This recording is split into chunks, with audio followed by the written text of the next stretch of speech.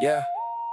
Makinig kayo, ito ang kwento ng lalaking matatag at may mabuting puso. Hindi nagpapatinag sa anumang hamon. Ito ang awit para kay Nyardang alay ko. Nagsisimula pa lang sa mababang antas, pero sa isipan mataas ang iniasam. Kahit mahirap ang dinadaanan na landas, patuloy na lumalaban, hindi lumuluhod agad. Simple lang ang pamumuhay, payak ang ugali. Totoong kaibigan, hindi nagbabago ang damdamin. Kapag may kailangan, laging handang dumamay. Katangian mong ganyan, iyan ang iyong yaman. Minsan ay pagod, minsan ay nalilito, pero bumabangon pa rin dahil may pangarap din to. Ang bawat pagdadapa ay aral na dala-dala, upang sa tagumpay ikaw ay makarating din sana. At pangalang dadaling kahit saan, lalaking may paninindigan at may dangal. Anumang bagyo ang dumaan sa buhay mo, mananatiling matibay, mananatiling totoo. At patuloy lang ang iyong paghakbang, liwanag ng tagumpay ay sa'yo naghihintay. Huwag kang susuko, huwag kang bibitaw, dahil ang maganda ang kinabukasan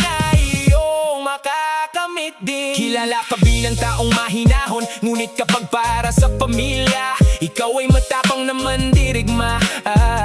Ang ngiti mo ay lunas sa lungkot at hirap, kahit sa likod nito may pasakit na tinatago. Hindi mo ipinapakita ang iyong kahinaan, dahil alam mong ikaw ang pag-asa ng iyong tahanan. Ang tiwala sa Diyos ang iyong sandata, gabay sa bawat desisyon, gabay sa bawat lakad. Maaaring marami ang hindi naniniwala, pero ang mahalaga, alam mo ang iyong halaga. Magtiwala ka lang sa iyong kakayahan, darating din ang oras, ikaw ay aakyat sa tuktok. Huwag mong pansinin ang masasamang salita, huwag mong pansinin ang mga taong walang ibang ginawa. Mag-focus ka lang sa iyong pinaglalaban, dahil ang tagumpay ay para sa mga taong hindi sumusuko. Ito ang kwento, ito ang katotohanan, tungkol kay Nard, lalaking may malaking pangarap. Manatiling ikaw, manatiling mabuti, ang Diyos ang bahala sa iyong kinabukasan.